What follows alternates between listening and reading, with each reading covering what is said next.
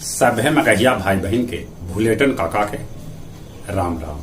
आथिन मगहिया खबर में सुनते देश दुनिया के खबर। गांव में खोलल जाए आधुनिक छोटगर अस्पताल। ये बात प्रधानमंत्री नरेंद्र मोदी कहलका।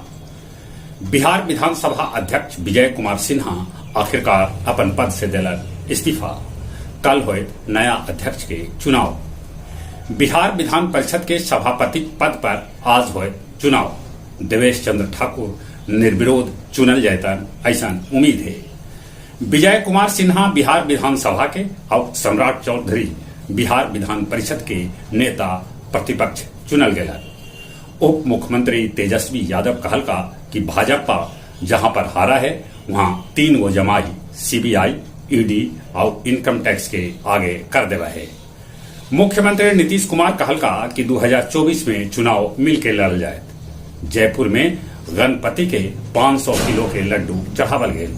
क्षमा शर्मा के ई बच्चर साहित्य अकादमी के बाल साहित्य पुरस्कार 2022 दिल जाए। कक्षा 1 से कक्षा 8 के अर्धवार्षिक परीक्षा अब 12 से 18 अक्टूबर के बीच हो सका है। फास्ट टैग की जगह अब नंबर प्लेट से होए टोल के वसूली।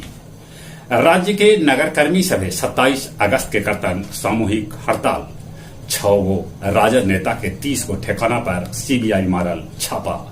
रांची में कारोबारी प्रेम प्रकाश के ठिकाना से भेटायल 2 गो AK-47 राइफल। ई मामला में 2 गो पुलिसकर्मी के कैल गेल निलंबित। यूक्रेन के स्वतंत्रता दिवस पर रूस कैल भीषण हमला, 15 आदमी के मौत के खबर।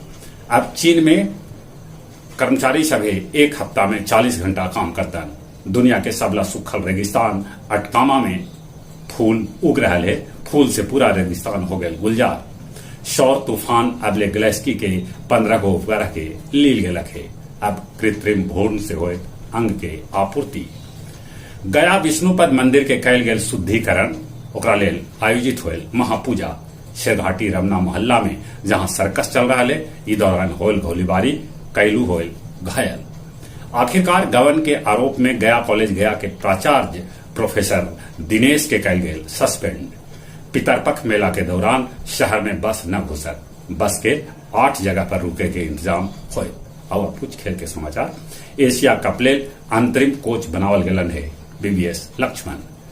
विश्व बैडमिंटन चैंपियन में लक्ष्य क्वार्टर फाइनल में जगह बनौलन है। श्रीकांत हार के बाहर हो गलन है। जहां तक मौसम के सवाल है, आसमान में तो बदरी है, बाकी पानी मजगर अभी न बरस रहा है। देश में कोरोना बढ़ रहा है। कोरोना से बचे के उपाय जरूर करते, हो सके तो मुंह होना पर मास्क लगाते। चले अपने सभे के एक बार फिर से भुलेटन काका के राम राम।